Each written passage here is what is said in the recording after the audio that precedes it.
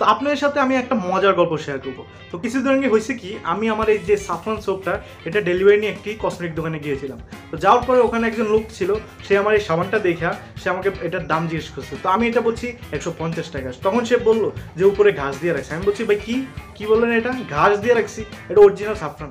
কি কর না, সাফরান কিভাবে দিবেন এই দামের মধ্যে? সাফরানের কেজি তো অনেক। আমি বললাম হ্যাঁ ভাই, সাফরানের কেজি 2 লক্ষ টাকা।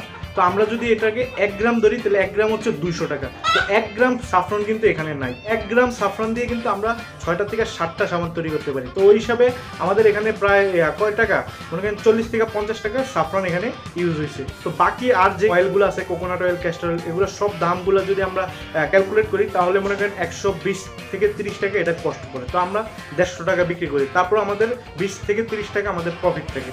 তো এর থেকে বেশি লাভ করার তো দরকার নেই। আমরা কম লাভ বেশি বিক্রিতে বিশ্বাসী, আমরা বেশি লাভ কম বিক্রিতে বিশ্বাসী না। তাই আমাদের যে সাবানটা আছে এটা প্রাইসটা আমরা খুবই কম রাখছি, যাতে এটা সবাই বাই করতে পারে। তো কিছু কিছু মানুষ মনে করে এটার দাম কম মানে সাবানটা ভালো না। তারা এটা বোঝে না যে দাম কম হলেই মাল খারাপ হবে, এমনটা না।